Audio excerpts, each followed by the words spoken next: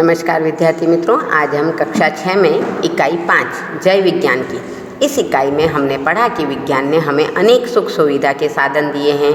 इसमें mobile, computer, pager, fax machine, इन सभी को शामिल किया है। कंप्यूटर ने तो ईमेल और इंटरनेट जैसी भी सुविधाएं हमें दी है। तो इस कविता में किसान और जवान के साथ साथ विज्ञान को भी जय के लिए संबोधित किया गया है। तो यहाँ जय जवान, जय किसान और जय विज्ञान कहा गया है। अब यहाँ इसके अभ्यास क्रम में हम सबसे पहले इसके मुहावरे, इनके अर्थ और वाक्य प्रयोग समझेंगे। तो पहला मुहावरा है स्वर्ण सवेरा लाना, यानी सुख सुविधा का निर्माण करना। हम बड़े होकर देश में स्वर्ण सवेरा लाएंगे। दूसरा है गंगा यमुना लहराना, यानी बहुत आनंदित होना। फसल अच्छी हुई तो किसान के घर गंगा यमुना लहराने लगी। तो इस तरह हमने मुहावरे और उनका अर्थ और वाक्य प्रयोग समझा है।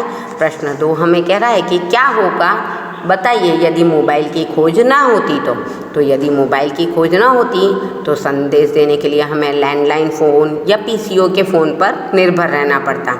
और अब जब हम जहाँ पर भी जाएं तो वहाँ पर मोबाइल फ़ोन होने से हम तुरंत बात कर सकते हैं। तो बात करने में उस समय सुविधा नहीं होती अगर मोबाइल की खोज ना होती तो। दूसरा प्रश्न है यदि हम शक्ति और समय का सही उपयोग नहीं करते तो यदि हम समय और शक्ति का सही उपयोग नहीं करते तो आज देश ने जो प्रगति की है वह प्रगति नहीं होती। तीसरा है यदि कंप्यूटर, फैक्स और इंटरनेट आदि का आविष्कार नहीं हुआ होता तो यदि कंप्यूटर, फैक्स और इंटरनेट आदि साधनों का विकास नहीं हुआ होता तो हम जितनी तेज और सहज ढंग से प्रगति कर रहे हैं वह संभव नहीं होती। प्रश्न 3 हमें कह रहा है दिए गए उदाहरण के अनुसार समान प्रास वाले शब्दों की रचना कीजिए। समान प्रास वाले शब्द यानी जिनमें अंत एक समान होता है, जिसे अंग्रेजी में राइमिंग वर्ड भी कह सकते हैं। तो यहाँ पर पहला उदाहरण है लिखावट, तो इसके अंत में है वट, तो रुकावट और सजावट। इसी प्रकार नौकरानी, तो नौकरानी का देवरानी, सेठानी, जेठानी। इसी प्रकार आर्थिक, आर्थिक का धार्मिक, सामाजिक, तार्किक। इसी प्रकार नायिका, तो गायिका, सेविका, लेखिका। चुनाव, चुनाव का चढ़ाव, पढ़ाव और तनाव। इसी प्रकार अगला प्रश्न हमें कह रहा है कि निम्नलिखित शब्दों के हिंदी अर्थ बताने हैं। तो टेलीफोन को हिंदी में क्या कहा जाता है, यहाँ पर इनके नाम दिए गए हैं जो कि हिंदी में है।